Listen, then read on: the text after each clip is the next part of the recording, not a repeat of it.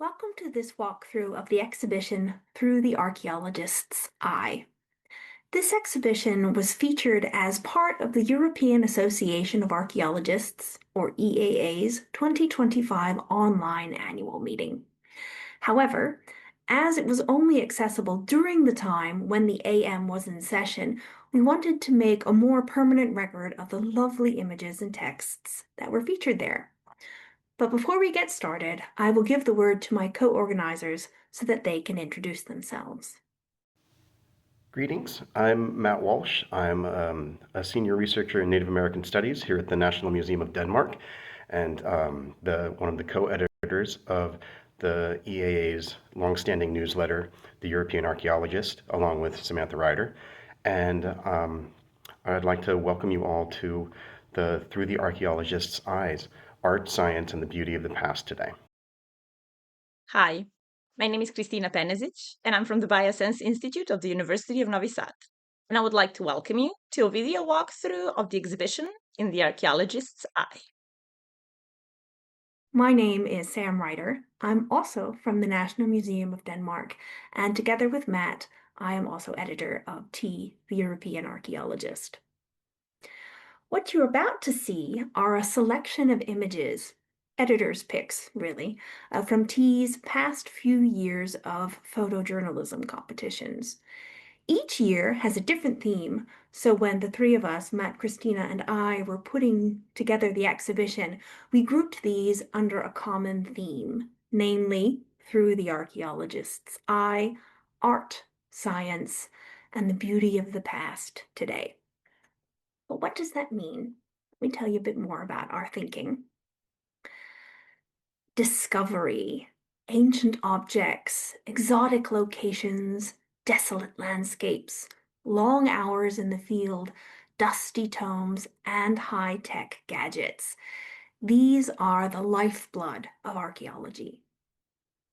These words pique our imagination and awaken our wanderlust, especially when compared with the archaeology as shown to us by Hollywood. But who are they really, these scholars who dedicate their lives to studying the past? Surely they must be peculiar to see, as Blake put it, a world in a grain of sand and a heaven in a wildflower. Hold infinity in the palm of a hand and eternity in an hour. This photo exhibition focuses not necessarily on the archaeologists themselves, but what it is that they find most transcendent, inspiring, and exciting about their profession. Through their images and text, we see the grace and beauty as perceived through the eye of the archaeologist. Welcome. A Moment in Time by Roberto Arciero. Arciero writes, "The Karakum Desert, Murghab region, occupies almost 70% of Turkmenistan and is considered one of the most inhospitable places in Central Asia and probably on Earth. The wildlife is limited, but it includes poisonous spiders and snakes, which are sometimes easy to find. Water is scanty, and caravans that lost their way in the 19th century were considered doomed. The Turkmen-Italian team has been working there since 1989, investigating the BMAC culture. However, the picture does not record an excavation or scientific activity, but rather a mundane moment when we had to stop due to a mechanical problem.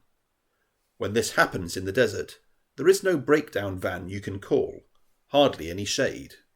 The only thing you can do is wait until someone comes to rescue you, hopefully in a few hours. This is a moment to sit down, have a chat, and drink tea. All scientific activity is suspended. In this moment of limbo, you have time to observe the small things that also make the life of an archaeologist. Following a beetle or scorpion across the sand, watching the alert eye of an eagle, and hoping that they will find you soon." Not in Kansas Anymore by Megan Crutcher. Crutcher writes, Studying the past sometimes involves embracing the quirks, or should we say clucks, of the present. This photo of archaeologist Prince Conda starting up his motorbike was taken during an archaeological survey in a remote town in Sino County, Liberia, West Africa. Community stakeholders gifted our team a chicken to bring back to our home base in the county's urban centre of Greenville. We were certainly tired after a 3-hour motorbike ride, but the chicken was probably even more exhausted. While archaeologists rely heavily on scientific study, there is great beauty in situations that arise while in the field. Building relationships in community archaeology can lead to unexpected but rewarding connections. My favourite part of this image is the juxtaposition of the chicken, the motorbike, and Conda's shirt that says, "Our archaeology, our coast, our heritage." This slogan is the tagline for our project in Sino County, Liberia, and it's a way to get people in the community involved in the study and preservation of their own heritages. Archaeology is a science, an art, and a social science, but it is also inherently communal. What we study and preserve, and why we study and preserve it, is based on the values and principles of both descendant communities and communities of scholars and practitioners. The more the interests of these two communities align, the better impact our art, science, and social science will have. Or, at least, that is how I see it. In Liberia, archaeology is slowly becoming part of the conversation about the Liberian past. New projects rely heavily on community involvement and memory to create a sustainable future for Liberian archaeology. This photo has been shared with permission from Conda. We were unable to reach the chicken for comment. Winter solstice at the Punta del Hidalgo Rupestrian Sea Site, Tenerife, Canary Islands, 21st of December 2022, by A. Jose Ferrugia de la Rosa. Ferrugia de la Rosa writes, "This archaeological site is located far from the inhabited areas of the island of Tenerife, far from the residential coast, the hotels, and the greater tourist infrastructure, and out of the comfort zone. This rocky coastal site is heavily affected by the sea currents and large waves. It is a difficult place to access, especially in winter, when the force of the Atlantic Ocean hits the coasts the hardest. The site is a ceremonial area that dates back to the indigenous Canarian period. A discerning eye will find the two circular holes, cupules, dug into the rock in the lower margin of the image. These were used to leave offerings to the gods. The indigenous Canary Islanders deposited offerings here, which were carried away by the sea when the tide came in, and, in gratitude, the sea was then generous with them, offering abundant fish and shellfish. These rites were held to coincide with the arrival of winter, and the site has clear value as a solar or solstitial marker.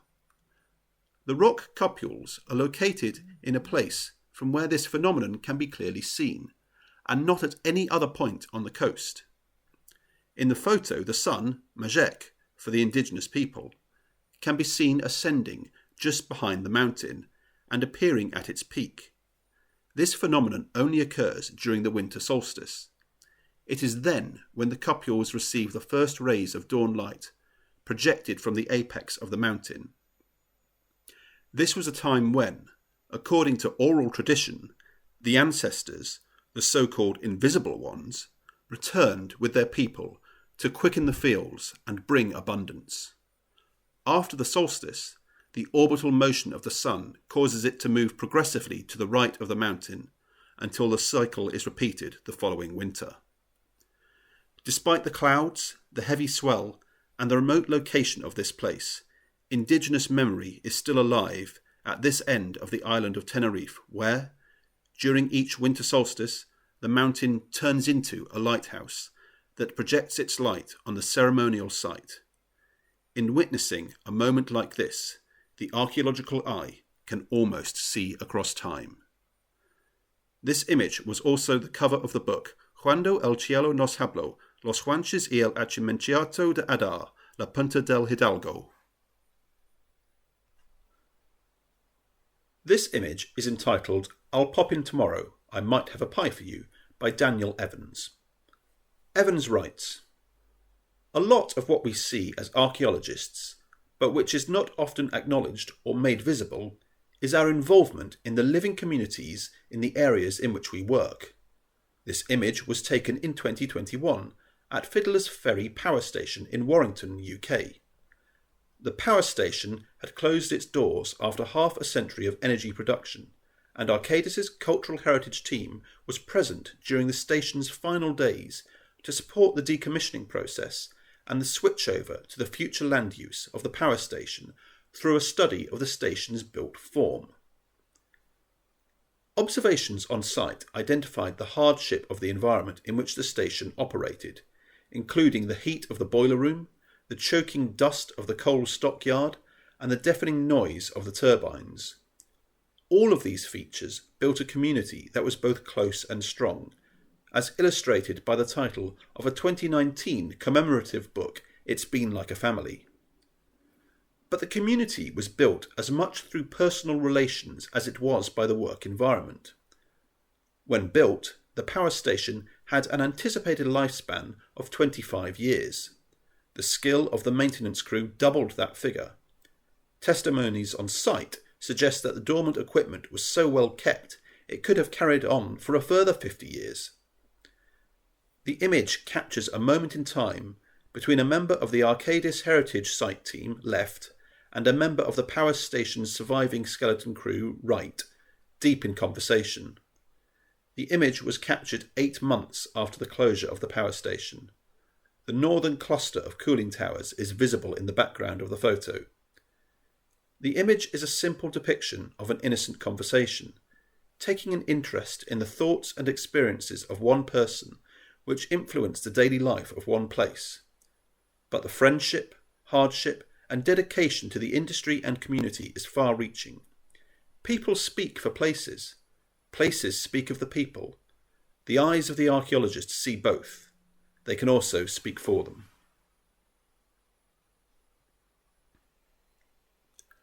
This image is entitled Art Archaeology by Emily Ziegler-Yefimova. Yefimova writes, "This photo was created as part of an art archaeology internship, where we explored the intersection between art and archaeology. We were tasked with creating art in conversation with deaccessioned artifacts from 1800s Rosendale, New York, USA, a so-called company town, towns created by big business for the purpose of housing workers and their families at the end of the 19th and beginning of the 20th century. One of the pieces I received was the potsherd shown in the photo. I was largely inspired by Polina Osipova, who uses her family's own artifacts and material culture to create art that blends her heritage with contemporary forms and methods.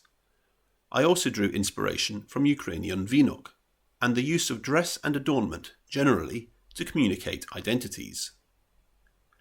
The use of flower potsherd crown was a culmination of the aforementioned inspirations, along with the idea of ruins and returning to the earth. Thinking of artifacts makes one think of how nature tends to take over the remnants of human activity, if left alone. Artifacts can be recovered, damaged, or even disappear entirely from the archaeological record, due to bioturbation and the particularities of site formation processes. Above-ground structures might be covered in vegetation, or be eroded. With this in mind, I framed the potsherd in flowers native to New York and New England, to convey the idea of being taken by the earth and to root it in a sense of identity and place. Finally, the blue flower painted on my cheek and the cracks painted on my face were done to recreate the essence of the pot. Though it is unknown whether the original pot to which the sherd belongs had a blue flower painted on it, the motif and style of it are consistent with other salt-glazed stoneware pottery from New York in the 1800s. The art archaeology approach which sits at the nexus of archaeology and art, can be used by archaeologists as a different method for engaging with artefacts and their biographies in new ways. I believe that this piece highlights the artistic side of archaeology and how such post-processual approaches can bring back humanity and emotion to archaeology and the people of the past. In theory, there were many archaeometric ways in which this potsherd could have been analysed to gain information on provenance, manufacturing technique, or perhaps what was even stored inside. Such data is important to understanding the past, but it can sometimes be easy to forget the real people and their emotions, dreams, stories, and the relations to this pot behind numbers and charts. The convergence of art and archaeology can help evoke these human object connections, acknowledging the individuals who created, used, and eventually left behind these objects as only proxies for their complex lives. Rainbows in Reactors by Patricia Grunewald. Grunewald writes, "Changing the reactors of our thermoscientific elemental analyzers is one of my favourite tasks, for the same reason that I love overcast days with that hint of sunshine. Rainbows.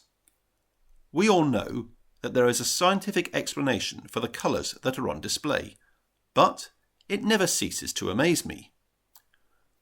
We do stable carbon, nitrogen and sulphur isotope analyses on a variety of organic samples here in the Stable Light Isotope Laboratory in the Department of Archaeology at the University of Cape Town. The laboratory was founded in the mid-1970s by the then Chair of Archaeology, Nicolaas van der Merwe, and several sample preparation and analytical techniques were refined by him and his students. Anyone who works with stable isotopes of carbon and nitrogen as proxies for paleodiet will recognise the surnames van der Merwe, Lee Thorpe and Seeley from seminal publications in the field. At that time, samples were prepared offline, as continuous flow isotope ratio mass spectrometers were still being developed. Approximately 8 samples could be analysed in a day, only a fraction of the approximately 60 to 100 samples that we can analyse per day using the reactor's reducers in the image. So, what's going on in these tubes? The 4 reactors on the left are from our newest EA-IRMS, elemental analyzer connected to the isotope ratio mass spectrometer. This EA is only set up with a single reactor, so the reaction and reduction of the gas from the sample takes place in the same column. The reaction takes place in the top layers of chemicals. When only delta-13C and delta-15N results are required, green-coloured chromium oxide and grey-coloured silvered cobaltous oxide are used to facilitate the combustion of samples and remove sulphur from the gas. To get delta-34S results, we want to increase the available oxygen in the reactor and keep the sulphur so it can combine with the oxygen. Yellow-coloured tungsten oxide is used to achieve this. The quartz wool between layers removes particulates, and the copper granules, or electrolytic copper, reduces the gas. In the 2-column setup, the reactor, not shown here, and the reduction tube, the 2 columns full of copper on the right in the image, are separate and kept at different temperatures. The reaction of impurities in the sample gas with the chemicals and the oxidation of the copper to transform it to copper oxide causes the myriad colours seen. It just goes to show you, science is beautiful in more ways than one. Looking for Monument number 5 by Denise Lima e Silva, who writes, Serra de Abu Barreira is not only an iconic mountain ridge in the north of Portugal, but it also has a mythic status for megalith researchers. The Serra de Abu Barreira was first surveyed in 1979, a mere 5 years after the coup d'etat that ended Portuguese dictatorship, and that investigation remains amongst the most crucial archaeological interventions to happen in Portugal to this day. Not only did it change the way tumuli archaeology was done, but it also profoundly altered the study of funerary landscapes. 3 decades have passed since the last archaeological research was conducted here, in the 90s. The landscape has changed abruptly. Villages have succumbed to memory. The winds bring only silence, where one once could hear hundreds of bell clappers and the barking of sheepdogs. The whickering of horses, the braying of donkeys, and the creak of wagons have given way to the motorised drone of motorbikes and cars. Jutting sharply against the sky are the stark outlines of hundreds of wind farms. I will never know the quiet mountain of the past, but my professor, Domingos Cruz, did. Whilst out on fieldwork, I quickly snapped this picture of him with my cell phone. Both of us were covered in mud, soaking wet from the heavy mountain rains and sporting gorse-bitten legs. It was the beginning of September, and summer seemed to be announcing its departure. But winters no longer bring frost, and natural springs give less water than they used to. Ashes from wildfires always cover some part of the mountain every year, leaving an open wound amongst the green, an unfamiliar green of plants and trees that were not supposed to be there. This survey was done as part of my PhD work. In Serra de Abubarreira, my professor was among the first teams of archaeologists who conducted the first surveys, the first digs, the first publications. In September 2022, we spent 2 days on the terrain, a quick visit. In the end, we located almost all of our target sites. For him, it must have felt like retracing old footsteps. Though nearly 30 years have passed since those early surveys, and the landscape has changed so abruptly. So too have the methods we use, and the ways we think about space, time, and each other. I still do not know what it truly means to be an archaeologist. Is it about doing seemingly irrational things, like getting lost on a mountain with clouds gathering at the horizon, rain threatening, yet refusing to turn back, stubbornly racing the clock in search of a weathered monument? What I do know is that my work is one more contribution to decades of research. I hope others will continue this path, as I followed those before me. The picture, though a little foreboding, a little lonely, is meant to capture that feeling. Though unforgiven, time speaks differently to an archaeologist. We return to places shaped by decades of research, each visit not just a step forward, but a quiet echo of those who came before.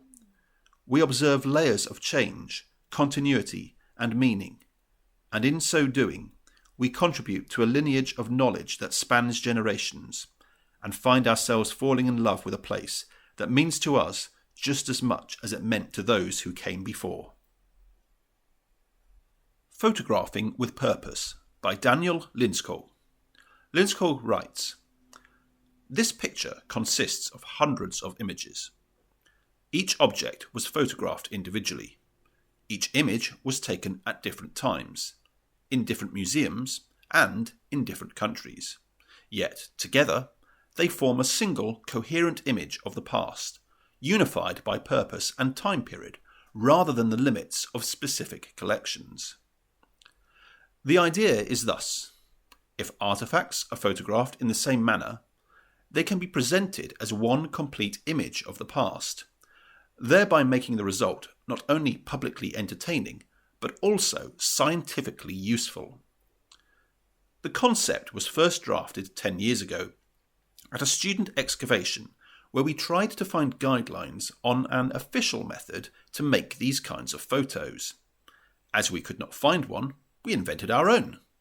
The goal? That images taken today could be placed next to images taken tomorrow and still yield a similar look. Over the years, we refined this method on new collections. The results were consistent, and the question came naturally: what if this approach wasn't used in just one museum, but in all of them? The image you see here is an attempt to answer that question. It represents a single vision from an archaeologist's eye and includes artefacts from 3 museums across 2 countries taken over the span of 7 years, all unified by a single photographic method.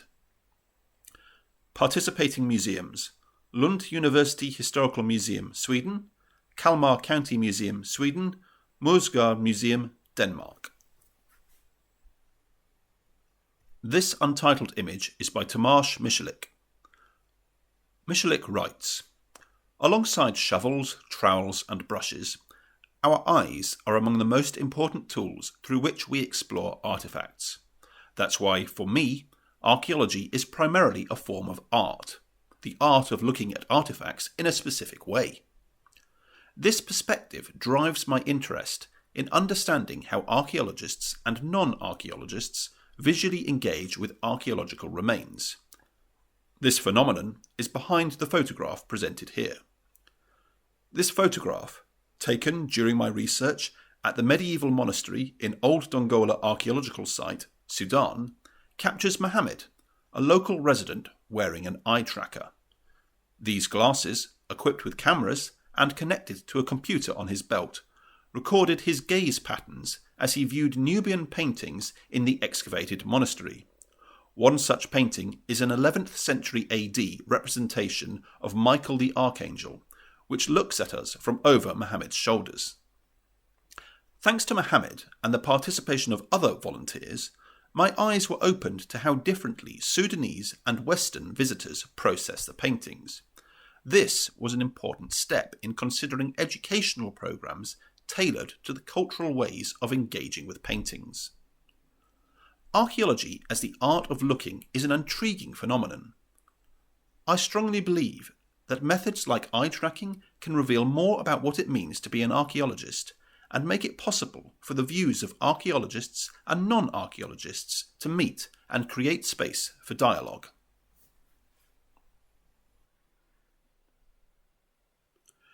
Seeing the Environment in a Single Seed by Marta Modolo.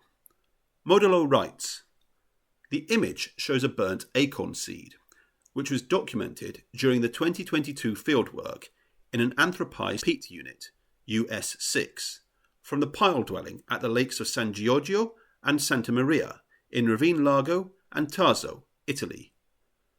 The paleocarpological study, carried out by Dr. Maria Letizia Cara of Bologna University, mainly aimed to reconstruct the dynamics of vegetation and their relationships with environmental resource management practices through the analysis of seeds and fruits. After being floated and sieved, the archaeological sediment is observed with a microscope to recover any macro remains that may be present within it. This method allows us to reconstruct diet, subsistence economy, plant uses, food, textile, dyeing, medicinal, etc., and the environment around the site. Acorns, the fruit of oak trees, are among the first vegetables that people used for their diet, especially after the end of the glacial periods and the massive expansion of the oak forest. Generally, acorns were roasted to eliminate their bitter taste, and were then often ground into flour. The image was obtained using a stereo microscope Leica EZ4 HD, with an 8 times magnification necessary to analyse surface details.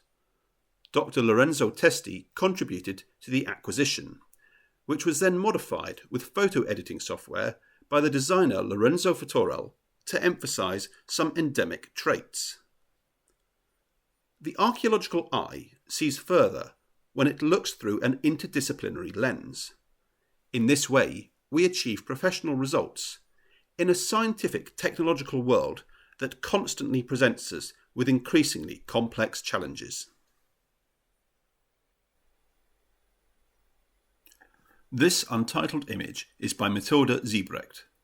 Ziebrecht writes, "This image shows a local from the town of Igloolik, Nunavut, in northern Fox Basin, harvesting baleen from the leftovers of that year's bow whale hunt. The photo was taken in August 2022, when I travelled up to Igloolik to conduct some archaeological fieldwork, specifically sewing workshops with some local seamstresses. My research investigated the use-wear traces on bone and ivory needles from the Paleo-Inuit Doset cultures, and part of my project involved collaborative experimental archaeology workshops with Inuit seamstresses, in order to discuss the use of these needles in light of their experience and traditional knowledge. Although seamstresses in the present day now use metal sewing needles, the use of traditional materials such as caribou and sealskin is still part of everyday life up in Igloolik, as hunting plays a very dominant role in community life. Hunting is the only way for Inuit to procure cheap and fresh meat, but is also an important aspect of maintaining their indigenous traditions and connecting to their heritage. Part of this involves the annual hunt of a bow whale. These hunts are more heavily regulated than the hunting of more common animals such as seal and caribou, with a restricted time window and limited hunting tokens. It is considered a great honour to be chosen as part of the hunting party, and, once a whale is caught, the whole community comes to celebrate and share the meat and blubber. Part of being an archaeologist is seeing and experiencing things that bring us out of our comfort zone. As someone with a background in European archaeological fieldwork, working in the Arctic archipelago was definitely something that took me out of mine. However, being able to experience for myself life in a modern Inuit community helped me to understand the context of these whale hunts, and to see and realise that it is not comparable in any way with what Europeans might think of when we hear the term. Nevertheless, trying to explain this context to my European colleagues back at home was extremely difficult, because they could not remove their own biased ignorance, and were consequently mainly horrified to hear that whale hunts still take place, without understanding the cultural context. Therefore, this image of a proud Inuit man harvesting the spoils of a recent hunt with the first sunset after the summer months reflecting off ice in the background, to me represents that barrier of understanding between Indigenous communities and non-Indigenous researchers.